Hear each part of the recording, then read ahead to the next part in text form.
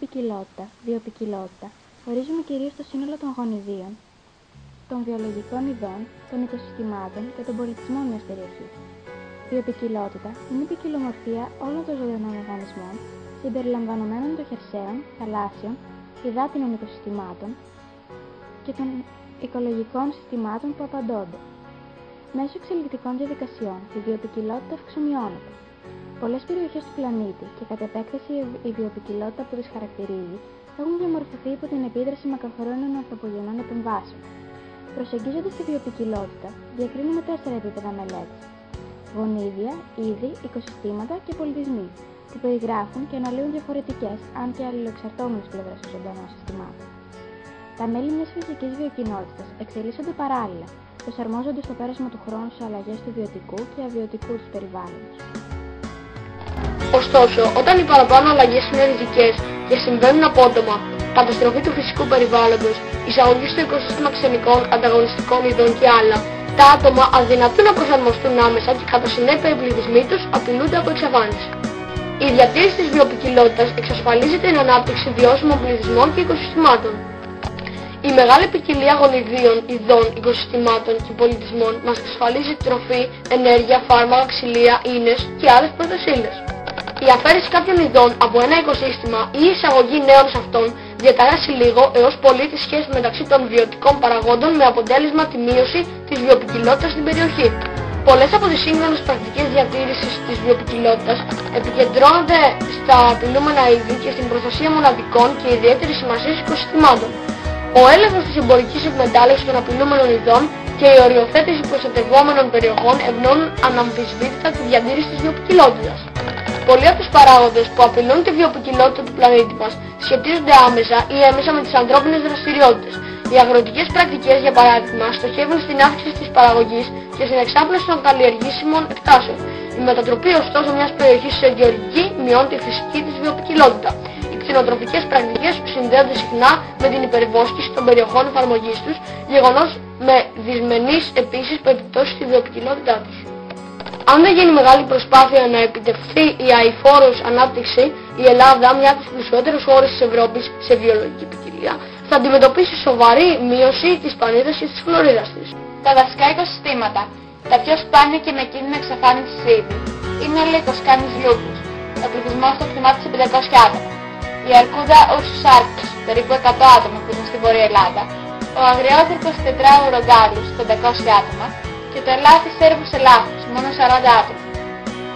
Σε οικοσυστήματα μεγάλου υψομέτρου και στα ορεινά λιβάδια, συναντά κανείς μεμονωμένους πληθυσμούς αγριοκάτσικων, τροπικά προληπικάπων, 300 άτομα.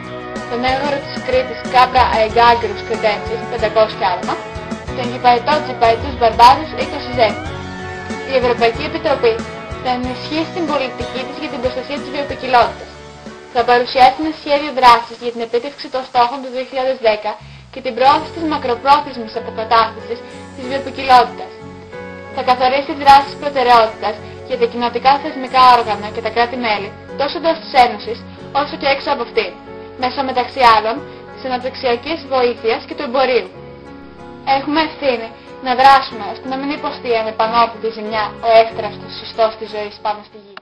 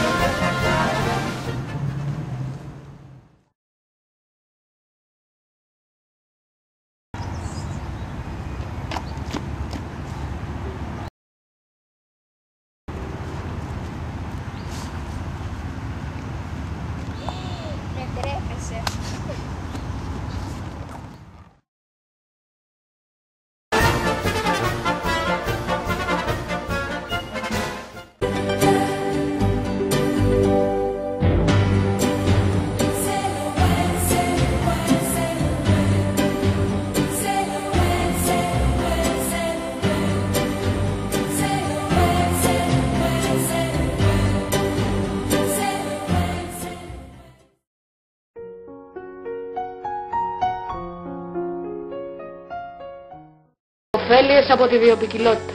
Οι ωφέλειες που απορρέουν από τη βιοποικιλότητα σχετίζονται με την οικονομική τους αξία και με τις συνέπειες που επιφέρουν στην αειφορική ανάπτυξη.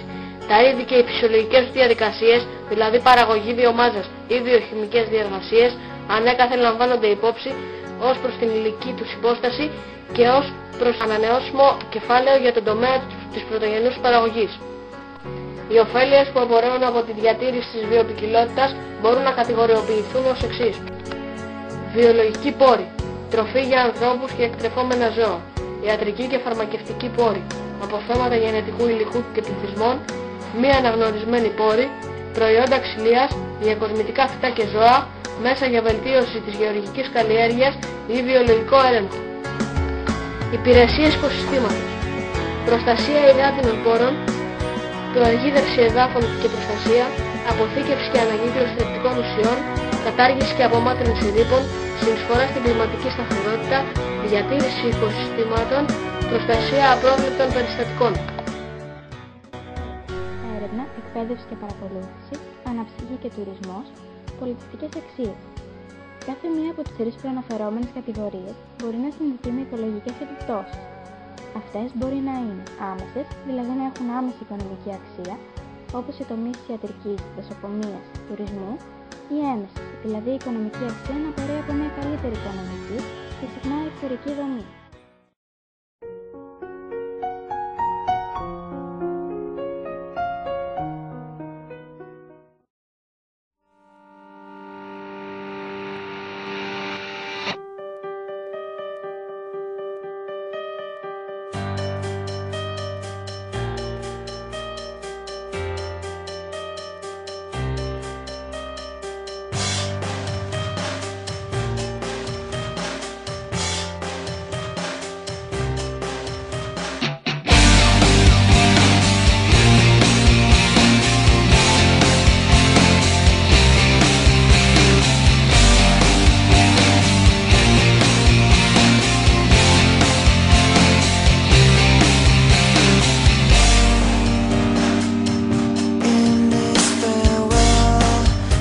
No blood, there's no